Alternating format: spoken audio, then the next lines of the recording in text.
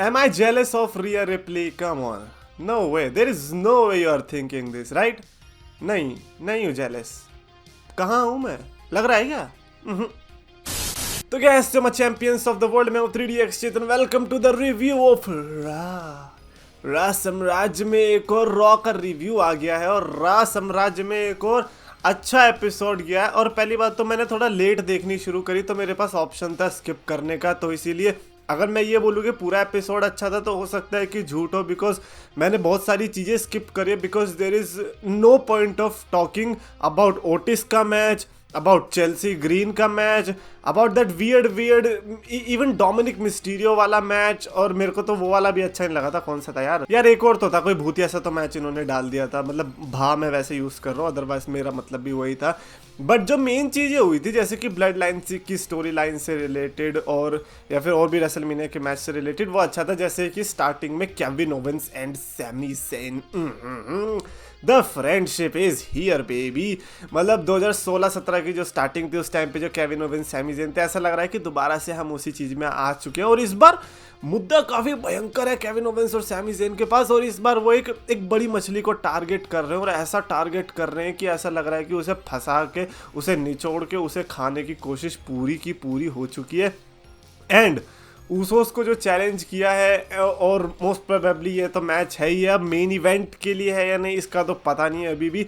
But tag team titles मेरे को लगता है कि घर आ रही है. घर तो मैं ऐसे बोल रहा हूँ जैसे केविन ओवेंस और सैमी ज़ेन ने यहीं बगल में क्या बोलते हैं दिल्ली में घर ले लिया होगा.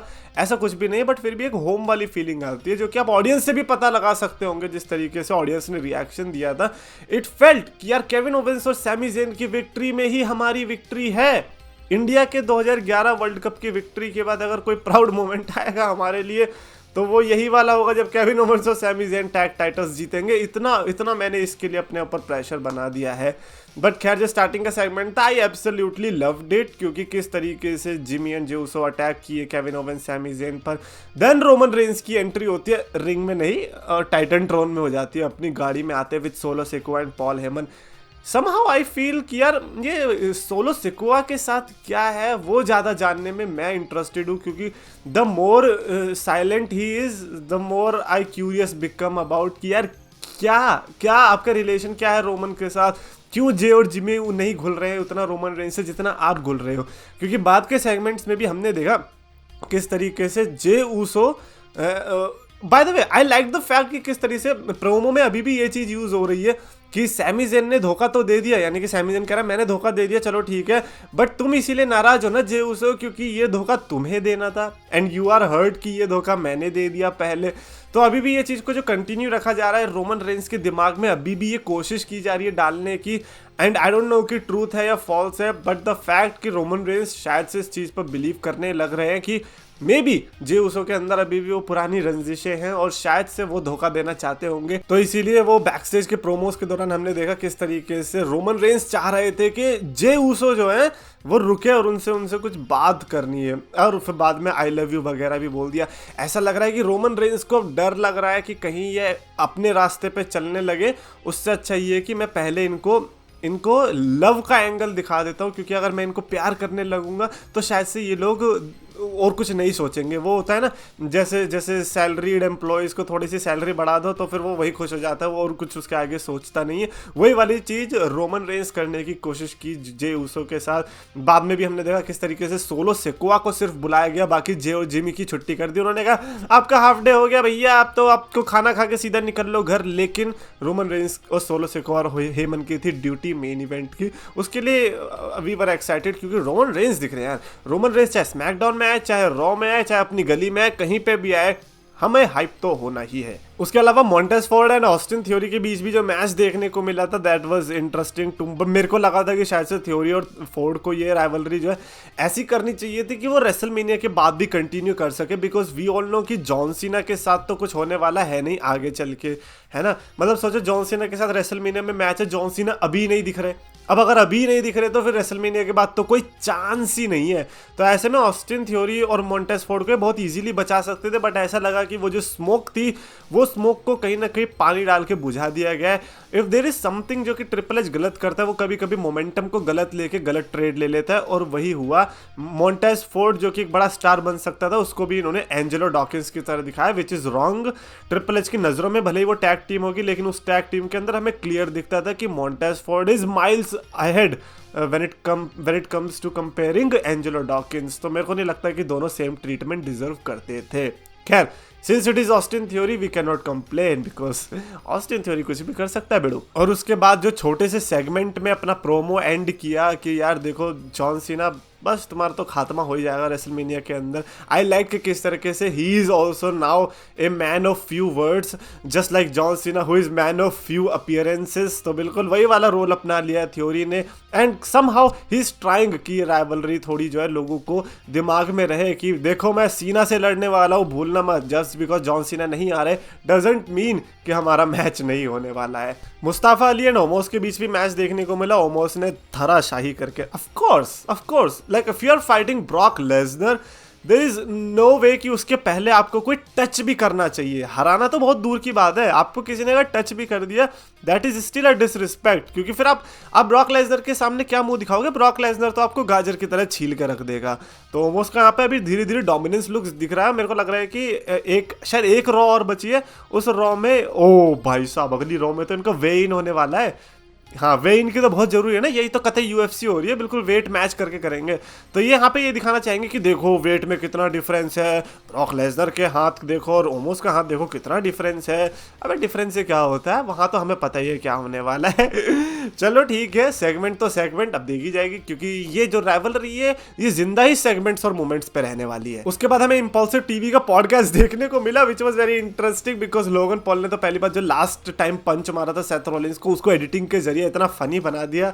I am also Seth Rollins fans, but मेरे को भी उस टाइम पे हंसी आ गई थी। आई एम लाइक यार पॉल ये कुछ ज्यादा नहीं हो गया अब। बट उसके बाद सेथ रॉलिंस ने भी अपना बदला लिया, बैक स्टेज में माइक बंद कर दिया एंड देन खुद एंट्री ले ली, क्योंकि पहली बात तो वो गेस्ट थे भी नहीं। इम्पॉसिबल ने कहा कि यार देखो आज का जो है कोई भी गेस्ट नहीं होगा, क्योंकि मैं ही सब कुछ कर सकता हूँ। लोगन पॉल के अंदर गॉड कॉम्प्लेक्स आ गया है। अभी ये लाइन आपने पहले भी बहुत सुनी होगी बाकी यूट्यूबर्स से, बट मैं डब्ल्यूडब्ल्यू की बात कर रहा हूँ इस टाइम पे, कि डब्ल्यूडब्ल्यू के अंदर उनका गॉड कॉम्प्लेक्स आ गया है उस कैरेक्टर को। अब सेथ रॉलिंस का यही है कि उसका भूत बना के मारना है, लेकिन आज सेथ रॉलिंस का फिर भूत बन गया। ब्रॉल करने की तो कोशिश करी, but ultimately Logan Paul was last man standing, जब उन्होंने वन लकी शॉट फिर से मार दिया सेथ रॉलिंस को। गलती सेथ रॉलिंस की तो थी नहीं, क्योंकि बाकी लोग भी आ गए थे, तो सेथ रॉलिंस अकेला किस किस को मारे हैं? अब बीवी आई भी नहीं बेकी लिंच बचाने। क्या बोल रहा हूँ मैं अभी।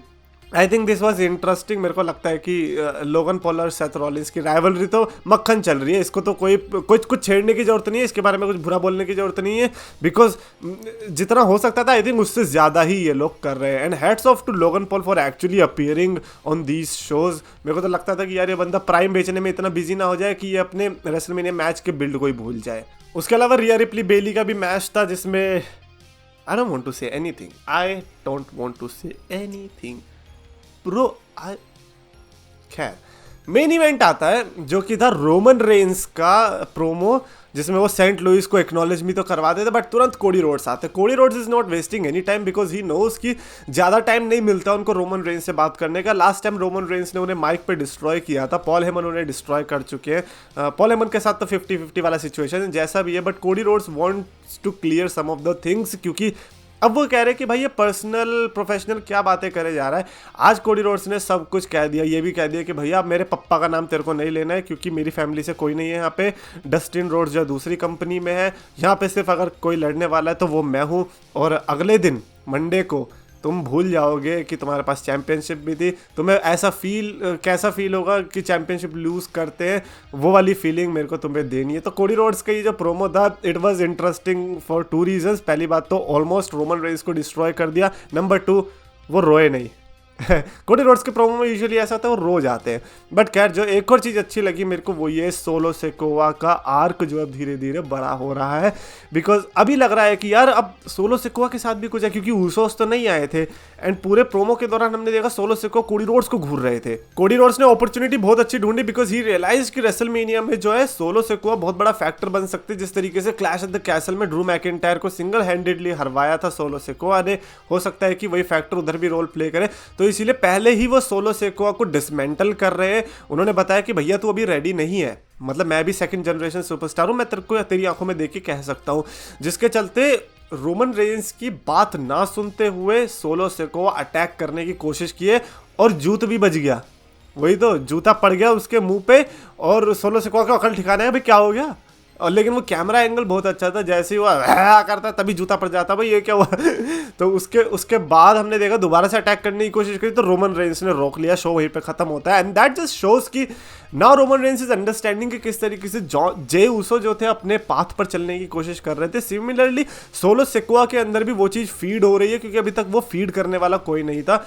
कोडी Rhodes is smart, he is doing this, he knows की ब्लड लाइन को कैसे ब्रेक करना है। एंड ये ब्रेक होने के बाद मेरे को लगता है कि कोडी रोड्स के पास बहुत इजी टारगेट होगा कि वो चैंपियनशिप ले ले। बट रेसलमेनिया से पहले इतना सब कुछ करना मुश्किल होगा, तो इसीलिए मेरे को लगता है कि कोडी रोड्स अगर किसी तरीके से जीत सकते हैं, मैच तो दूर की बात है, पहले आपको माइंड से जीतना पड़ेगा। क्योंकि if there is one place जहाँ पर ब्लड लाइन पहले ही जीत जाती है वो है साइकोलॉजी। इतने सारे बंदे हैं तो वो साइकोलॉजिकल फैक्टर से पहले ही विक्ट्री ले लेते हैं, बाद की तो मैच की तो बाद में बात आती है।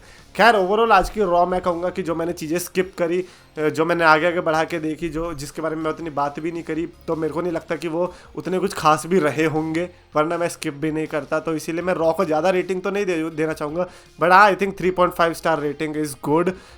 वो भी इसीलिए because of these Roman Reigns, Sami Zayn segments and impulsive वाला सेगमेंट। कमेंट्स में लिखकर बताना अपने थॉट्स कि यार ये रोड टू रेसलमेनिया वाली रॉ लगी थी, कमेंट्स में लिखो। और आपको वीडियो पसंद आया तो प्लीज लाइक करो, शेयर करो, चैनल को सब्सक्राइब करो।